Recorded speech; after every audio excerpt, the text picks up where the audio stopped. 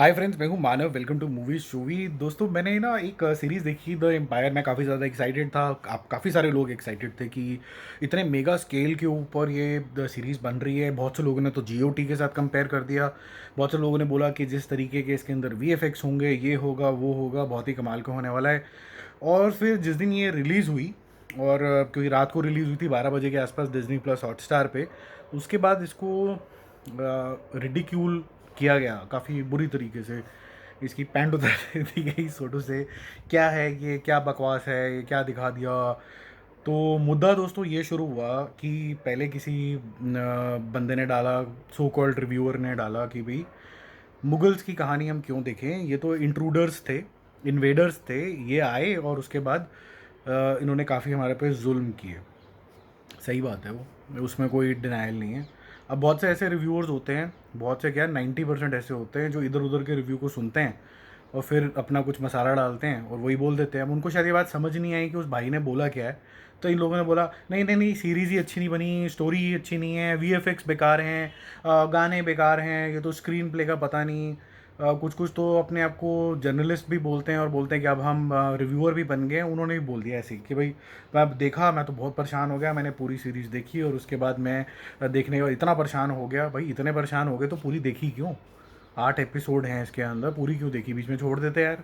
वैसे भी तो कई बार एक आधा एपिसोड देख के आप रिव्यू कर देते हो, तो इसमें भी कर देते हैं कि भाई नहीं अच्छी लगी थी, बीच में छोड़ दी। कोई बंदूक थोड़ा ना लगाई हुई है किसी ने कि पूरी पूरी देखनी ही देखनी है।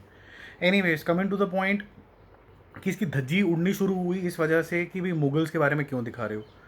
तो सेकंड धज्जी शुरू हुई कि नहीं ये तो अच्छी नहीं है, क्योंकि वो एक और स्टोरी बन गई, क्योंकि लोगों ने समझा नहीं।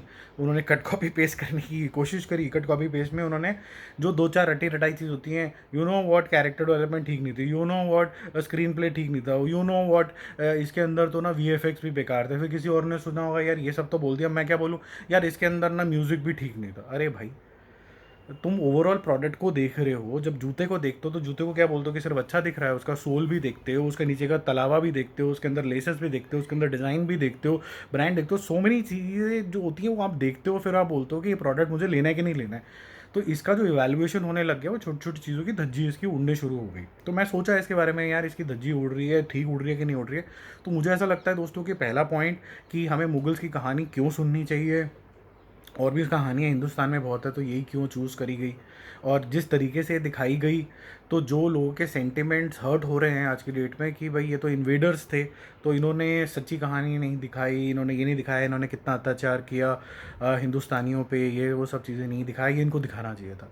दोस्तों, इस हिसाब से तो आपको फिर जो मुग़ल आज़म है वो भी नहीं अच्छी लगनी चाहिए, वो जोधा अकबर भी नहीं अच्छी लगनी चाहिए। वो तो आप बोलते हो बड़ी आइकॉनिक चीज़ें, वो क्यों बोलते हो?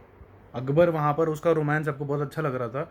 यहाँ पर बाबर का आपको कोई कहानी दिखा दी तो आपने उसको रिडिक्यूल करने लग गए, क्योंकि दो किसी चोमू ने बोल दिया कि ये बेकार है, तो आप चोमू की बातों में आ गए। तो ये जो भेड़ चाल चलती है ना ऑनलाइन, ये मेरे को बड़ी अजीब लगने लग गई है। मुझे ऐसा लगता है कि अगर कोई बंदा बोलता है बहुत अच्छी है बहुत अच्छी है, जैसे अपना कोई व्यू पॉइंट ही नहीं है। जैसे मिमी के टाइम भी यही हुआ, मुझे लगा कि मिमी में मेरा व्यू पॉइंट ये था कि उसके अंदर काफ़ी सारे गैप्स हैं मूवी के अंदर, तो मैंने वॉइस किया कि मुझे नहीं अच्छी लगी। और बाकियों ने बोला कि देसी दो ने बोल दिया बहुत अच्छी है, तो बहुत अच्छी थी, बहुत अच्छी थी, बहुत अच्छी थी, बहुत अच्छी। अब मतलब ऐसे ही चेहरे के साथ हुआ। चेहरा is an okay okay movie, मैंने अपने रिव्यू में बोला ओके ओके मूवी है, वन टाइम आप देख सकते हैं। बट पहला किसी ने रिव्यू डाल दिया, क्योंकि वो पेड रिव्यू था, क्योंकि मूवी चलानी चाहिए है, तभी लोग आएंगे थिएटर्स के अंदर, तो किसी ने पेड रिव्यू डाल दिया नहीं बहुत ही बढ़िया जी, आइकॉनिक है, तो सबने हाँ जी चेहरे बहुत आइकॉनिक है, क्योंकि कॉपी पेस्ट की दुकान चल रही है। तो कब तक चलेगी यार? जब कभी भी आप किसी का भी रिव्यू जेन्युइनली बिलीव करते हो या देखते हो, तो आप ये प्लीज़ ज़रूर देखो कि उसकी ओरिजिनल थिंकिंग है कि नहीं है, कि वो रटी रटाई दो चार बातें ही बोल के निकल लेता है। अब बात करते हैं फाइनली, टू क्लोज दिस, कोई वीडियो लंबा हो रहा है, कि द एम्पायर में पर्सपेक्टिव क्या था। देखो, एक पर्सपेक्टिव होता है कि मैं रियलिटी के अंदर चला जाऊं और मैं रियलिटी को विकीपीडिया के पेज को कन्वर्ट करके आपको बताऊं कि ये बाबर था, ये हुमायूं था, फिर उसके बेटे थे, उन्होंने क्या अत्याचार किया, और हमारे पर्सपेक्टिव और जनता जनार्दन क्या थी उस टाइम के राजा जो थे जिनको उन्होंने ओवरटेक किया, वो क्या था, वो सारी चीज़ें मैं दिखाऊं। ये लेकिन कहानी उसके बारे में है ही नहीं भाई। जिन लोगों ने देखी नहीं है अभी तक द एम्पायर, आप प्लीज़ देखिए इसको। ये कहानी है कि एक इन्वेडर माइंडसेट की कम्युनिटी के अंदर एक बाबर नाम का बंदा पैदा हो जाता है, जो कि अपनी कैपेबिलिटी को लेके अनश्योर है, और उसकी कम्युनिटी कैसे आतंक मचाती है आपस में ही, ये उसकी कहानी है। ये जनता जनार्दन तक का व्यू पॉइंट तो लेके ही नहीं आ रही है। ये व्यू पॉइंट आपके और मेरे बारे में या उस टाइम की जो कहते हैं ना जनता, उसके बारे में दिखाया ही नहीं है। इसके अंदर वॉर सीन भी नहीं है।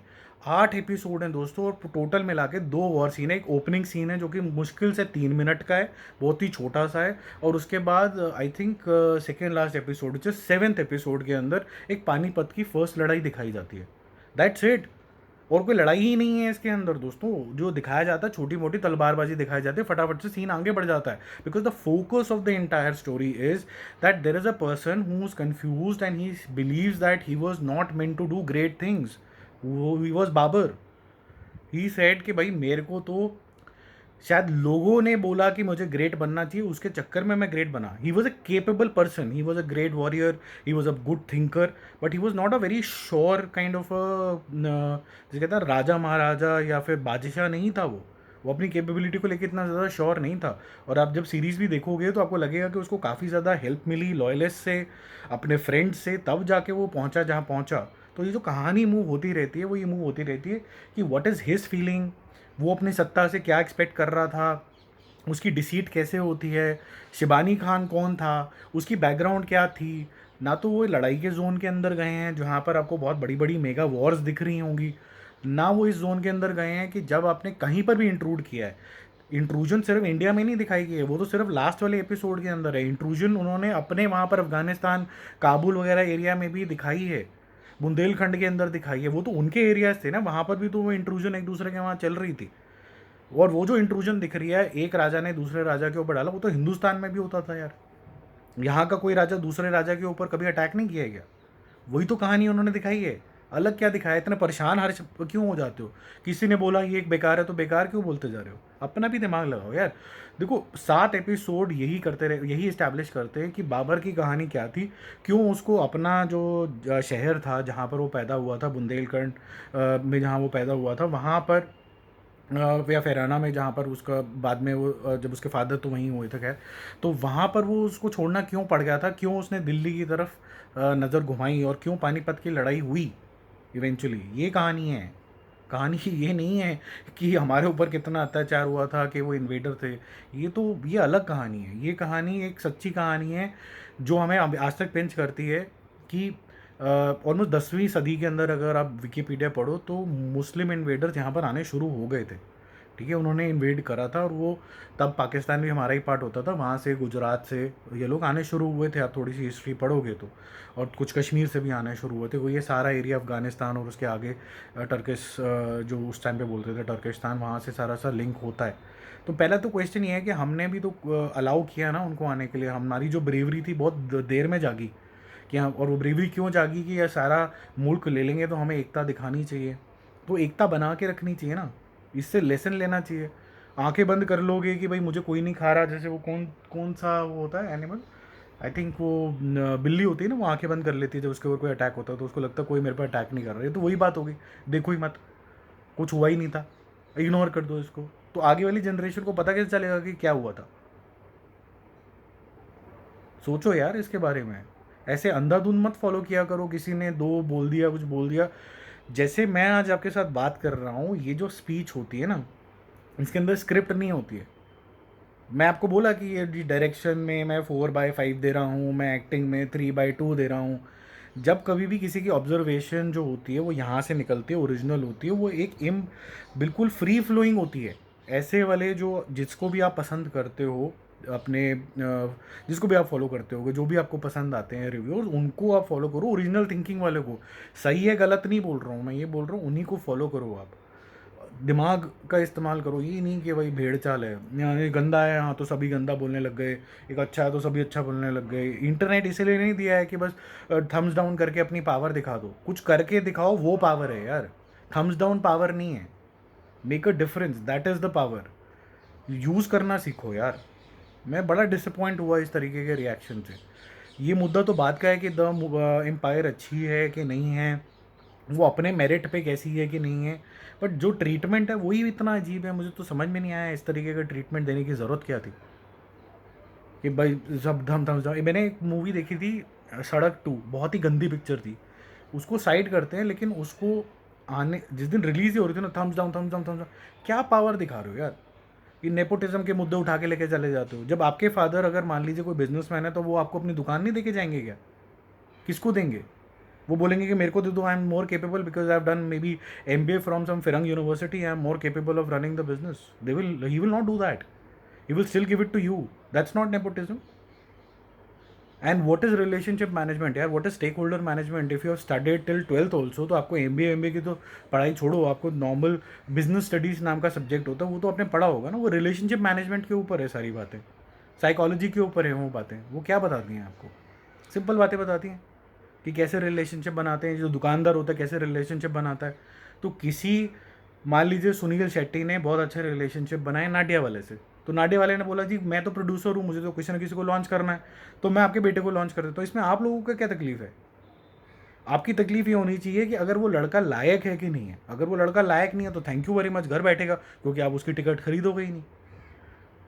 बॉबी देओल ने अपने करियर की जो वाट लगाई, उसके बाद आपने उसकी वो पिक्चर देखी क्या? कुमार गौरव की कोई पिक्चर देखी क्या आपने? जब लायक नहीं थे। संजय दत्त लायक था, उसको तो नेपोटिज्म नहीं बोलते हो आप। संजय दत्त को तो इतना पसंद करते हो, बोलते हो संजू बाबा, संजू बाबा, संजू बाबा। वो नेपोटिज्म नहीं है। सन्नी देओल नेपोटिज्म नहीं है। बॉबी देओल नेपोटिज्म है। क्यों अब इतना इतना डिफरेंस क्यों अभी? फिर आप कंगना रनौत जी के बारे में बात कर लेते हैं, बोलते कंगना रनौत जी बोलते नेपोटिज्म के खिलाफ। तो उनकी जो सारी दिन की भाग दौड़ है वो उनकी बहन के हाथ में क्यों है? उनके पास क्या एक्सपीरियंस है एक सेलिब्रिटी मैनेजमेंट का? क्या एक्सपीरियंस है? किसी और को भी तो दे सकते थे। The point that I am trying to drive here is कि हम लोग बहुत सेलेक्टिव हो रहे हैं अपनी चॉइसेस को लेके। जहाँ हमें जो चीज़ अच्छी लगती है हम उसको गलत को भी सही बोल देते हैं, गलत को भी सच्चा बोल देते हैं। मतलब ऐसे मत करो, एक चीज़ पे टिके रहो। तो ये मेरे को लगता है थोड़ी ना मन की बात भी हो गई इसके अंदर ही। मैंने बहुत टाइम से एक एपिसोड शुरू किया था मन की बात, वो भी इसी के अंदर ही मिक्स हो गई। थोड़ा सा इम्प्रम्प्टू भावनाओं का आदान प्रदान हो गया बैठे बैठे। चलो फिर मिलते हैं एक और रिव्यू, एक और अपडेट के साथ। नए आओ तो बने रहो। सेंसिबल बातें सुननी है तो सब्सक्राइब कर लेना। अगर मेरी बातें अच्छी नहीं लग रही तो कमेंट बाजी मत करना, सीधा सीधा थैंक यू वेरी मच, अच्छा लगा आपसे मिल के, मत देखना वीडियो। ऐसा कोई मेरे को आफत नहीं आई उसकी। लेकिन जो लोग को ऐसा लगता है कि उनसे हमारी आपस में बनती है, तो हैंडशेक फुल ऑन है। Bye bye.